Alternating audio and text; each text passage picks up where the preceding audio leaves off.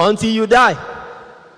If you do not die, if I do not die, if we don't die as Christians, we remain insignificant. That's if we are lucky. That means our life before God is not adequate. There is no impact. You are grossly inadequate. That's what insignificance means. It's grossly inadequate. No impact. It's not enough. Without death, your life, my life is insignificant. Singularity manifested in insignificance, and in extreme case, irrelevant. It's like if you are hungry now, you can take 1 grain of rice and cook. If you cook 1 grain of rice when you are hungry and eat it, what will it do for you? Will it do anything for you? Compared to your hunger, will it do anything for you? It is insignificant, meaning that it has no appreciable impact. It is insignificant. That's what 1 grain. Even if it is 5 grains you even cook, it will not do anything. Or somebody is in need. Somebody is in a life-threatening situation that needs 100,000 to save the person. And he comes and meets somebody who can afford to give him that 100,000. And the person decides to give just 1,000 naira. What will he do for the person? Nothing. And you know some people do this deliberately, right? Some of us do this deliberately. Somebody is in dire need. And you can afford that need, but you decide to give the person something that even places the person in a bigger dilemma. I need something from you and I'm coming. You're giving me something that cannot do anything for me. If I say no, you will say I am a proud beggar. If I say yes and collect, it's taking me nowhere. That means what you have given me is insignificant. It is grossly inadequate. It goes nowhere. Some of us are like that. We do it deliberately. And some people do this not because they want to help. They just want to buy themselves what I call moral alibi. Let it not be that I didn't do anything. At least I gave him or her something. But it is completely insignificant. That is how our life is before God. If we don't die this death that Jesus is talking about, many of us are still living in singularity instead of plurality. And your singularity is manifested in all those terms. Some men, you give your wives money for food or soup. You give your wife money that is grossly insignificant for soup. And you are expecting to eat buffet. The money you gave her cannot even be enough for anything, and you're expecting to eat buffet.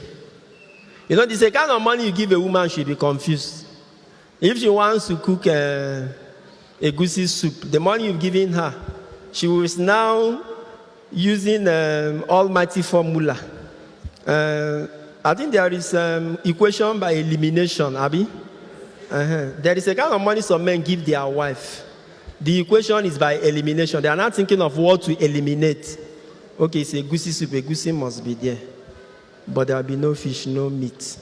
Or Maggie may be there, but there will be no crayfish, no this. Because you put her inside a difficult situation. Your mates approve budgets for their wives. You know, there is a difference between the soup cooked with budgeted money and the one cooked with appropriated money. There's a difference. Budgeted money is different from appropriated money. A woman whose husband gives her money by budgeting. Hey, honey, I want to cook soup. Okay. How much will it cost? She will estimate. It's maybe around 50,000 or 100,000. That's budget. And the man will give her. Maybe she will use 40,000 or 30 and cook very nice soup. Then she's keeping about 50,000 for herself. That is budgeted. It's not like the husband doesn't know. He knows. It's budget.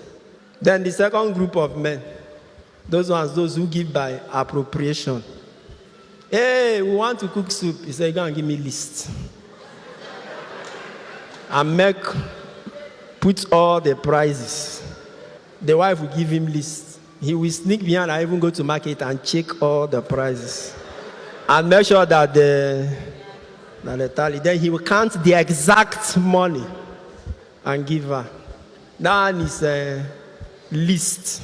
Appropriated money for soup. Well, if you are married to that kind of man, don't complain too much, because your case is not the worst.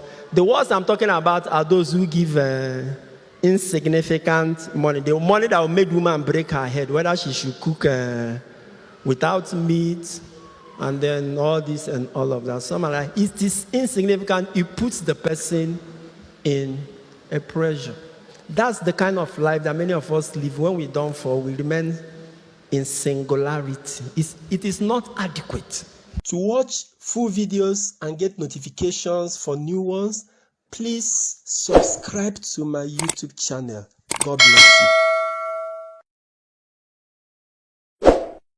Sign up with the largest community of Catholics online. Meet new friends, chat, post pictures and videos, make and receive audios and video calls, interact with lots of priests and religions. Download the app from Google Play Store.